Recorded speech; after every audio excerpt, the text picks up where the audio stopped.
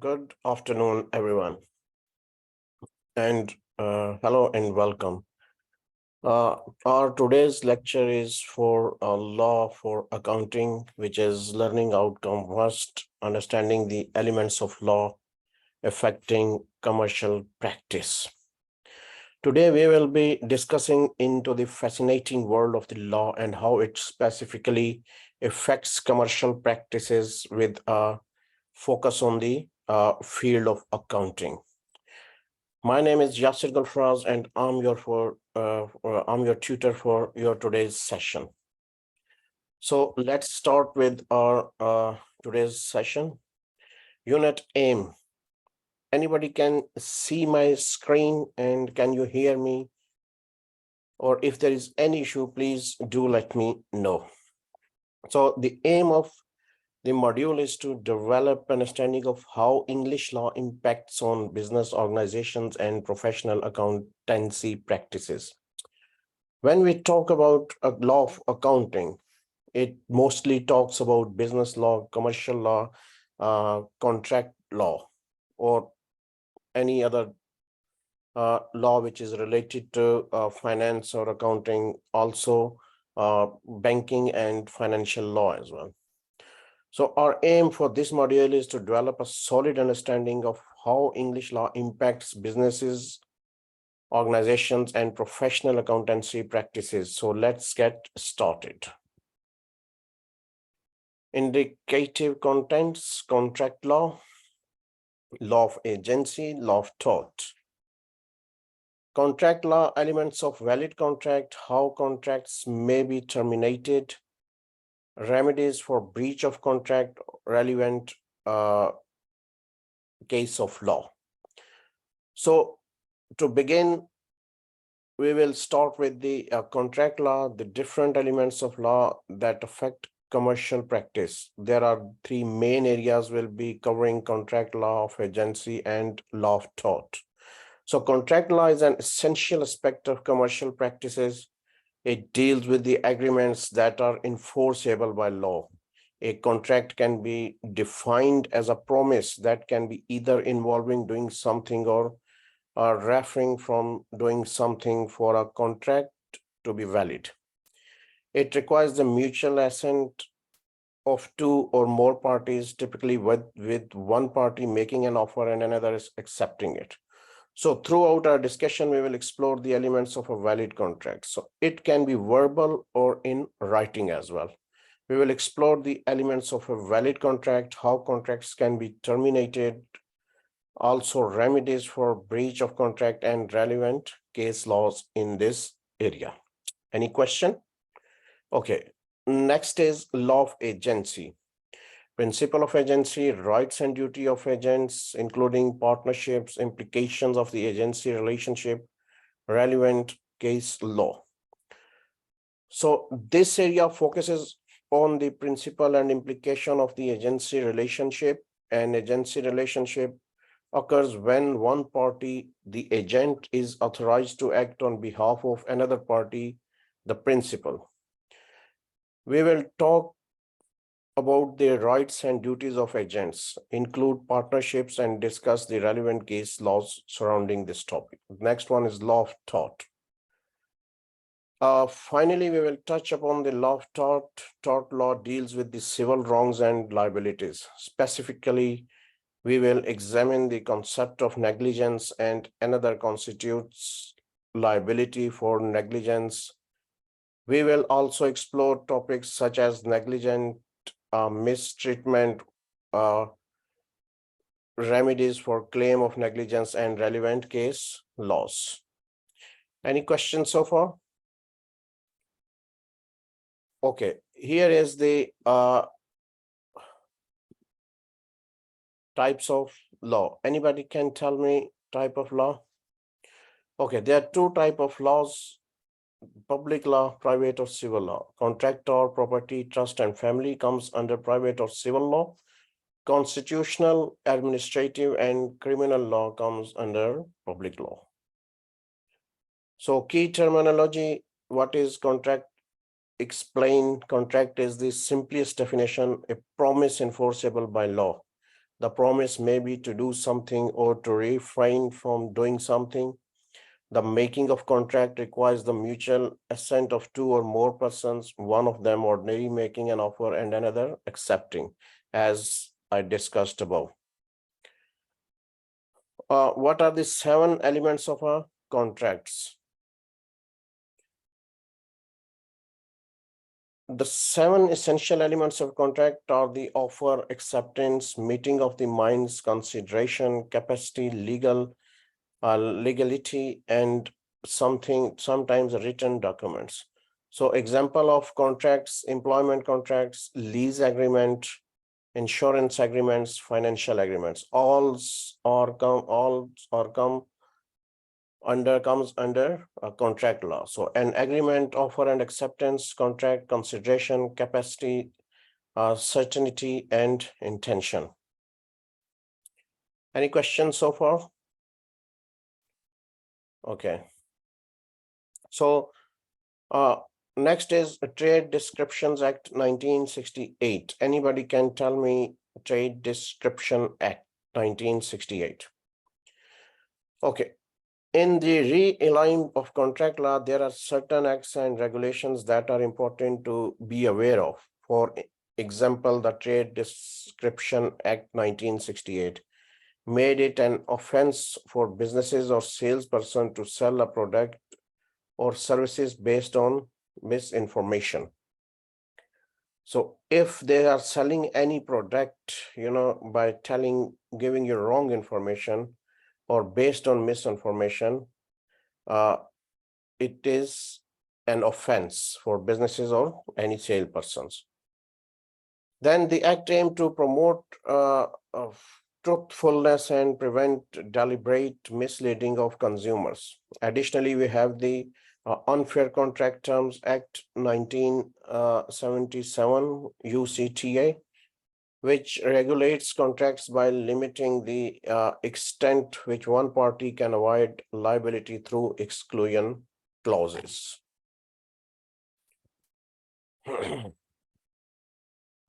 Any question? Okay. Unfair terms in consumer. Anybody's there? Hello? Okay.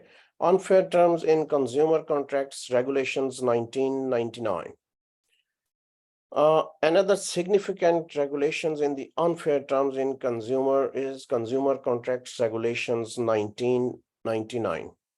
This regulations implemented the EU Unfair Consumer Contract Terms Directive into the UK law. It focuses on unfair contract terms that can be detrimental to consumers. Some example of unfair contract terms include those that allow the trader to unilaterally change the characteristics of goods or services without good reason.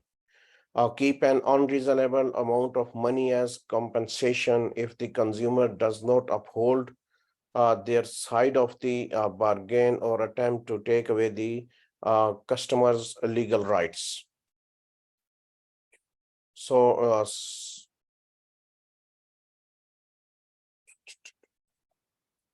any questions? Anybody is there? Okay, next is, and I'll say analyze the element and nature of contractual agreement.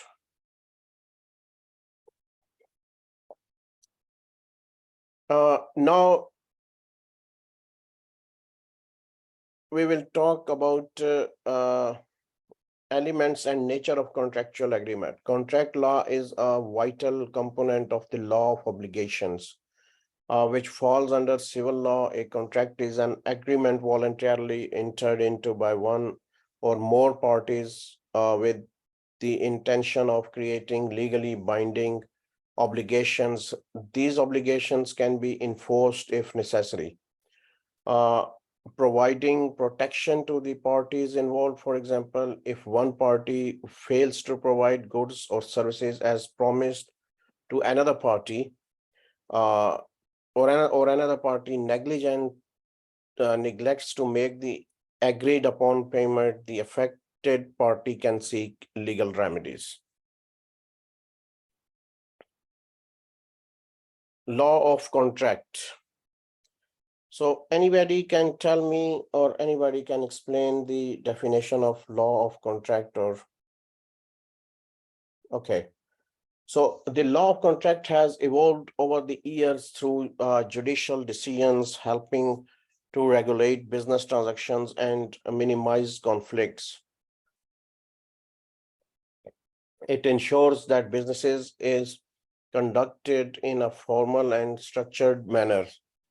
In our exploration of the law of contract, we will cover various components such as formation, probity of contract, constructions, mitigations factors, discharge of obligation, and remedies. What is contracts? There are some videos available on the YouTube if you want to watch, or for your knowledge. So to enhance your understanding of the concept of a contract, I will recommend watching a short video that provides an insightful overview. So you can find it at the following link, this link.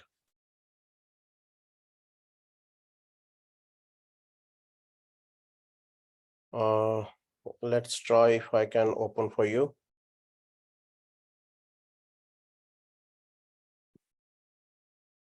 Okay.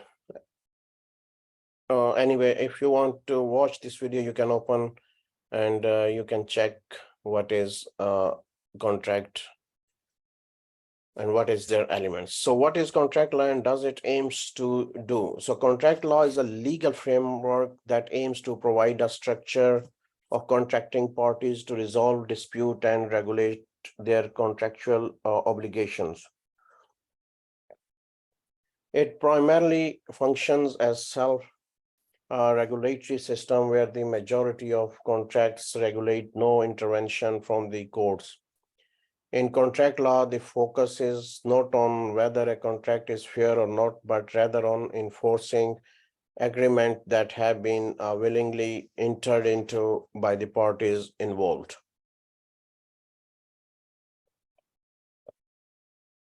However, there are instances where the courts are willing to depart from the principle of contractual freedom, especially in case where one party has abused their bargaining powers. Power. In such situation, the court may intervene to ensure fairness and justice.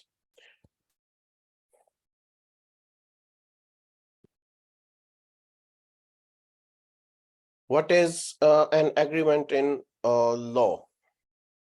So an agreement is the meeting of minds or a mutual understanding between two or more persons regarding their regarding the rights and duties. While an agreement may exist, it does not necessarily create a legal obligations between the parties involved. On the other hand, contract is a specific type of agreement that is legally binding and enforceable in a court of law. Example of standard from contract can include.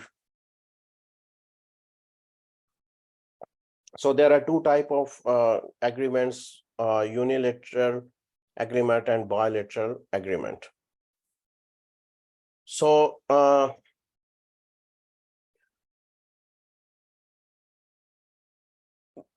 unilateral contract is a contract agreement in which an offer promise to pay offer the currencies of a specified act. Example of a unilateral contract is an insurance policy contract, which is usually partially unilateral. Then is a bilateral agreement, also called an clearing trade or side deal, refers to an agreement between parties or states that aims to keep trade deficits. It varies depending on the type of agreement, scope, and the countries that are involved in the agreement. Bilateral agreement can take some time to finalize.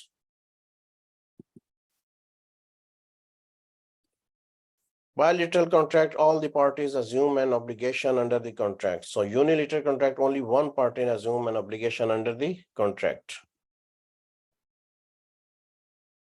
So here, what is difference between contract and agreement? So quickly, I will explain that a unilateral agreement is a contract where an offer promised to pay after the occurrence of specified act. An example of a unilateral contract is an insurance policy, which is usually partially unilateral. On the other hand, a bilateral agreement refers to an agreement between parties or states that aims to maintain trade deficits. The details of bilateral agreement can vary based on the type of agreement, scope, and the countries involved.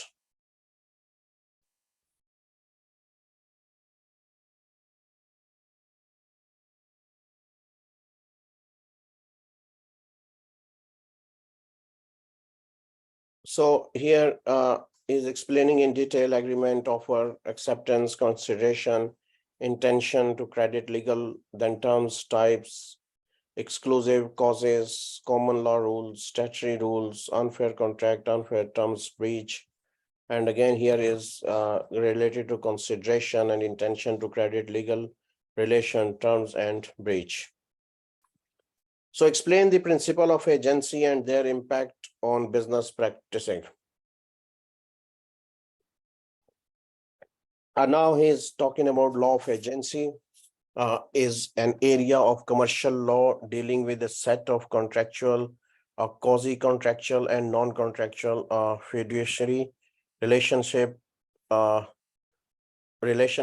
involve a person called the agent that is authorized to act on behalf of author to create legal relations with a third party.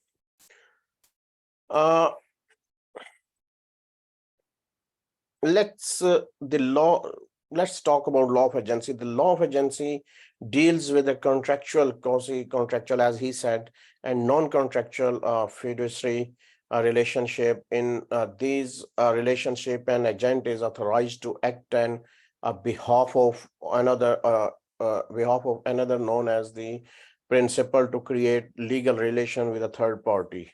So agency theory, which is part of the a broader topic of corporate governance, addresses the issue of directors controlling a company while shareholders own the company. It aims to prevent situation where directors act against the best interest of the shareholders or other stakeholders.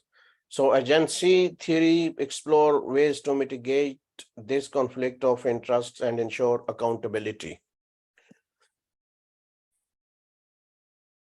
A number of key terms and concepts are essential to understanding agency theory. First one is agent is employed by a principal to carry out a task on their behalf. And then agency refers to the relationship between a principal and their agents. Then agent costs are incurred by principal in monitoring agency behavior because of a lack of interest in the good faith of agency. So by accepting to undertake a task on their behalf, agent becomes accountable to the principal by whom they are employed. The agent is accountable to the principal, so that the agent is always accountable. So he is accountable to that principal. Any questions so far, if anybody is there? Okay, the separation of ownership and control. So agency theory can be applied to the agency relationship deriving from the separation between ownership and control. So shareholders delegate control of professional managers to run the company on their behalf. Directors over a fiduciary responsibility to the shareholders principle of their organizations. Company law as operating in the best interest of shareholders. Then shareholders normally play a passive role in the day-to-day management of the company. So same if you talk about separation of ownership and control lead to potential conflict of interests between directors and shareholders, and then agent objectives, such as desire for high salary, large bonus, and status of for directors, will differ from the principal objectives, wealth examination for shareholders. Now, agency theory and corporate governance. Here he is discussing about the theories behind corporate governance and its historical perspective, as well as its application in modern governance standards. Understanding these theories will provide us with a solid foundation for comprehending the issue in greater depth.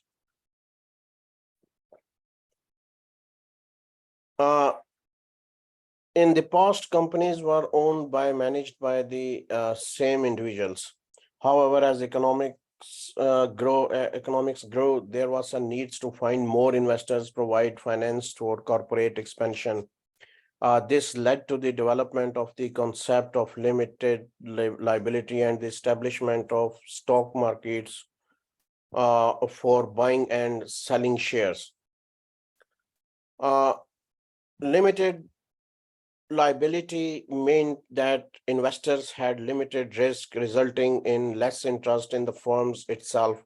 Stock markets allowed for wide and limited individual ownership, giving investors the ability to simply sell their shares without needing to take any interest in the company operations. As a result, the management of the firm was delegated to agents for managers.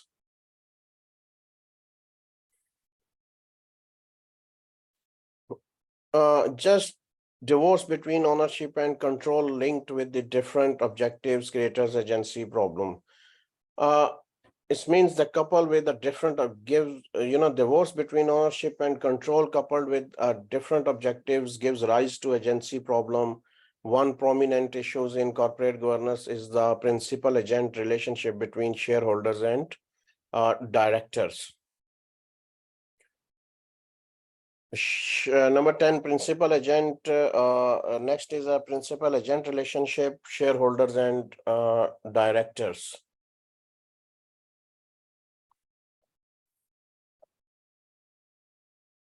The separation of owner and control can lead to conflicts of interests between these two parties. The conflict between the principal shareholders and the agent directors is known as the principal. So agent problem and is a focal point of corporate governance. To address these conflicts, principal shareholders needs to find ways to ensure that their agent directors act in their best interests. Over the years, there have been debates about the power of board of directors and how stakeholders beyond just shareholders can seek to prevent directors from abusing their power. So reports and legislation in the UK and the US have been published to improve the control that stakeholders can exercise over the board of directors. If you look at furthermore, there have been numerous business standards that have highlighted the ethical violation and breaches of trust within corporation. Same of these scandals occurred between 1998 and 2008 and involve accounting violation resulting in legal sanctions for the guilty firm. So these scandals have further emphasized the importance of corporate governance is ensuring ethical conduct and preventing such violation. Any questions or anything which you can ask? Okay, prominent business scandals revealed between 1998. There are some, scandals that comes out in between 98. Some other overt example of accounting violation between 1998 and 2008 followed in table.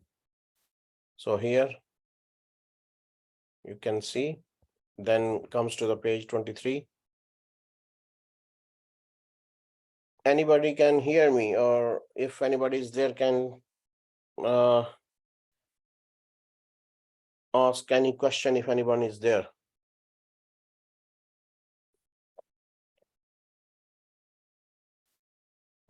Anybody can tell me about law of tort and remedies available?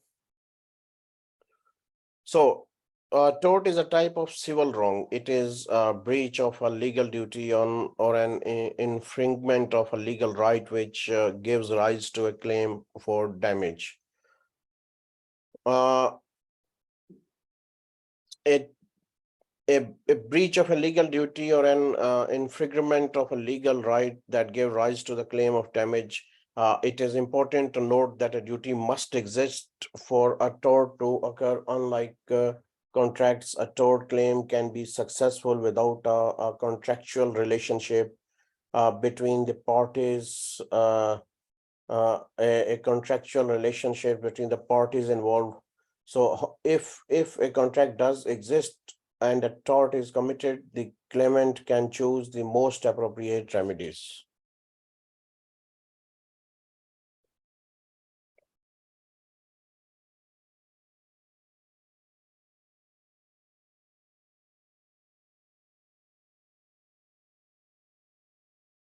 And there are two options for remedies under a valid contract.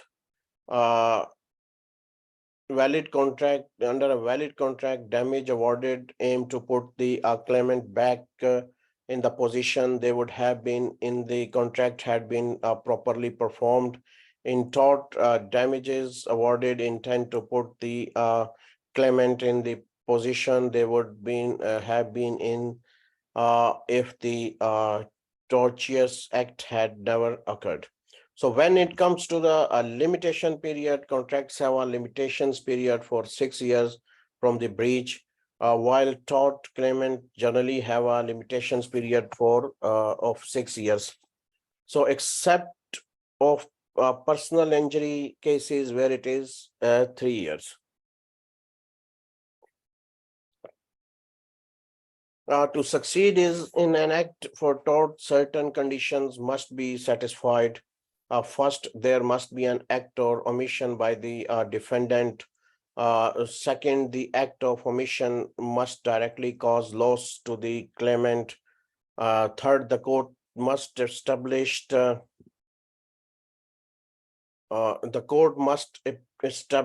legal liability as a result of the damage. Lastly, the loss suffered must not too remote. It must be a direct consequences of the defendant actions or lack thereof. Elements of tort: nuisance, private nuisance, and public nuisance. So another type of nuisance, tort for nuisance allows a claimant to sue for most acts that interfere with their use and enjoyment of their land. Private one, the law recognizes that landowners or those is rightful possession of land have the right to reasonable comfort and convenience in the occupation. Then is a public one. Public is, on the other hand, involves harm suffered by the local community as a whole rather than individual victims. So another type of trespass to land which occurs with the person directly enters or remains and another land without permission or places objects on the land without consent. So trespass to land is actionable per se, meaning it can be pursued without the need to prove damage. Any questions so far?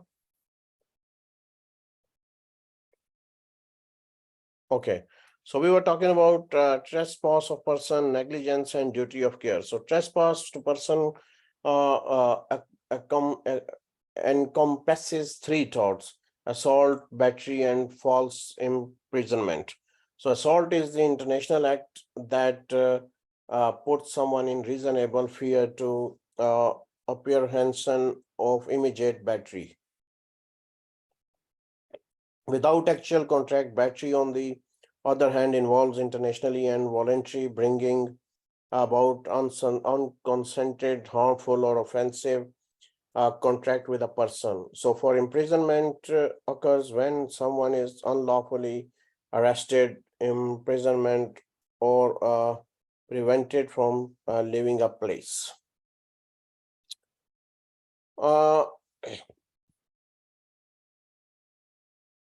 Last one is negligence is an important tort that involves the breach of a legal duty to take care, resulting in damage to another. To establish negligence, the claimant must provide that a duty of care was owned by the defendant, that the defendant breached that duty, and that damage or loss was suffered as a consequences of that breach.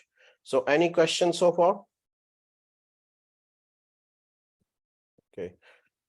The neighbor principle. In this case of neighbor principle, this is a case law basically. Donoghue versus Stevenson was the first to establish that a duty of care must be owed to a person even where no contractual relationship exists.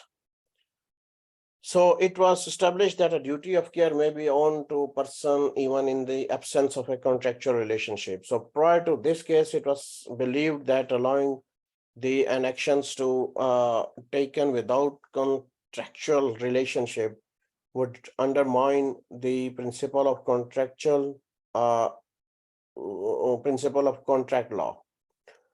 The doctrine of privately stated that one party to contract can sue or be sued. However, Donoghue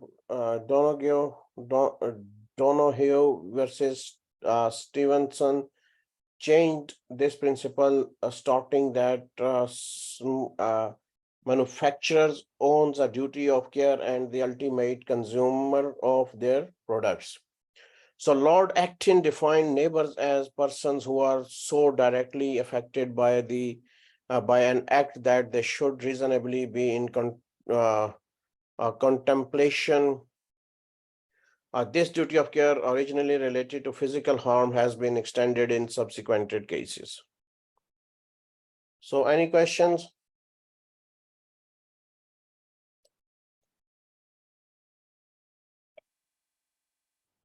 Okay. So he is talking about facts. Was the Mr. Donoghue went to cafe with a friend. Friend bought her a bottle of ginger beer with Mrs. Donoghue drank. She then discovered that there was a decomposed snail in the bottom of the attic opaque bottle.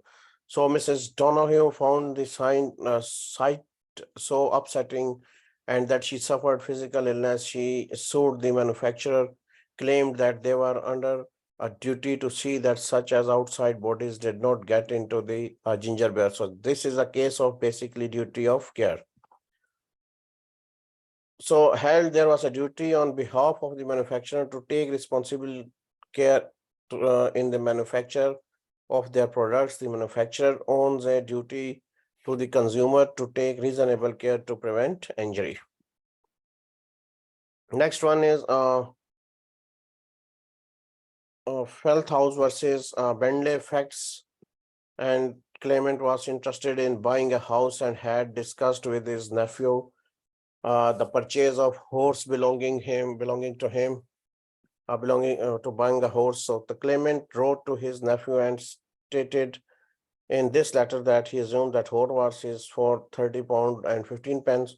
So if he did not receive a response from his newspaper, the nephew did not reply and instructed the defendant on auctioneer he had engaged to conduct a sale of his farming stop by withhold the horse from the auction. So by mistake, the defendant allows the horse to be put up and sold. The claimant sued the defendant for damage. So held is an acceptance offer will not give rise to a binding agreement unless it is expressly communicated to the individual who make an offer, although the nephew had the internet to sell this house to the claimant on the offered price. So he did not communicate this intention to his uncle or do anything to be bind himself. Since property was not vested in the claimant, he had no right to bring action against the defendant.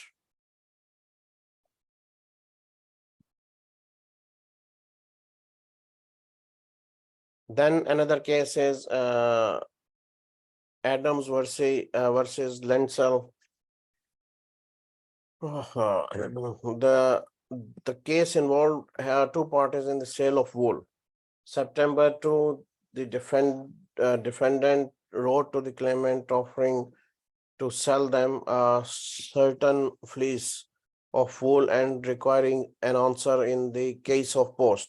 So the defendant misdirected the letter so that the claimant did not receive it until 5th of September. The claimant posted that acceptance of on the same day, but it was not received until 9th September.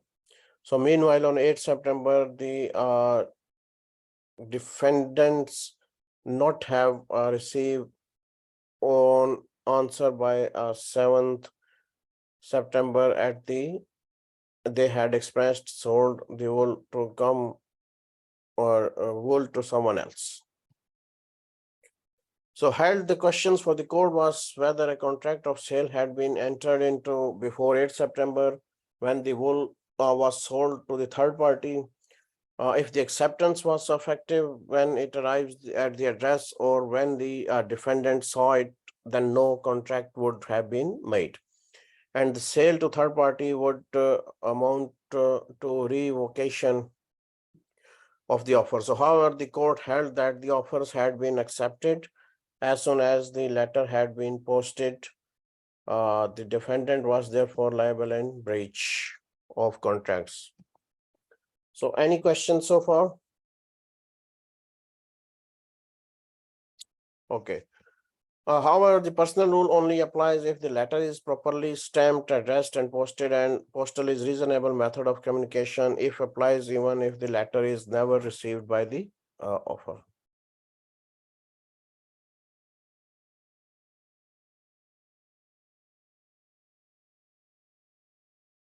Moving on the implications of agency relationship for the principal and the agents. Auditors play a main role in a corporate governance by providing an independent review of an organization's financial position. So they act as an agent of principal, which are the shareholders. Just take the just like directors, auditors have their own interests and motives to consider. So auditors' independence from the board of director is vital for shareholders, and the seen as a key factor is delivering audit query.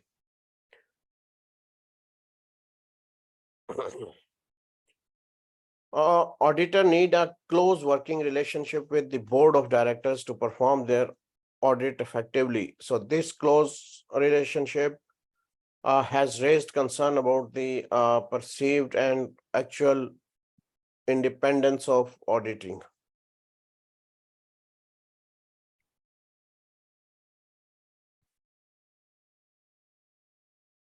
Cost of agency relationship. Anybody is there and can explain me cost of agency relationship? Okay.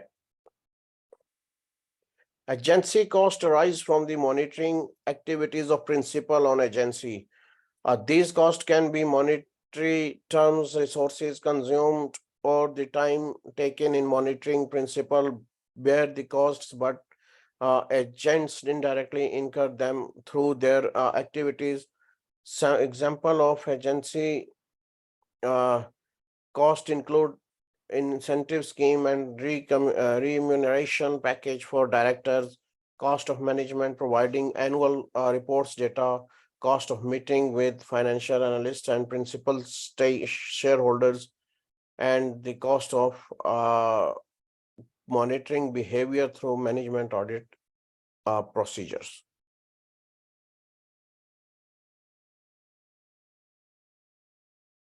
Any questions so far? Anybody can tell me? Okay, residual loss. I will just try to explain in my own words. There is a concept called residual loss that relates to directors furnishing themselves with expensive cars, plans, and other perks that are above or and beyond their regular remuneration package. So these costs directly impact shareholders and result in the loss of value for them.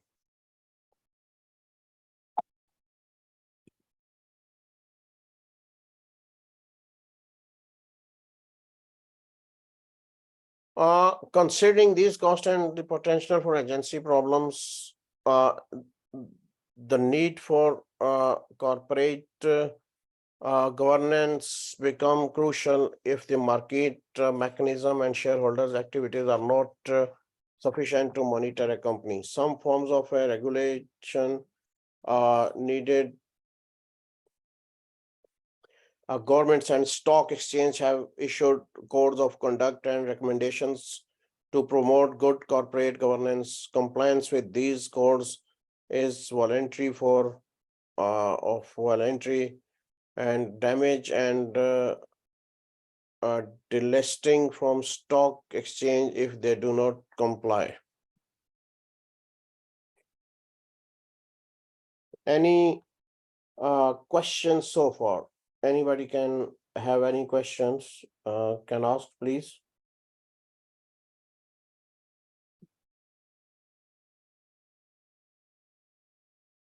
No?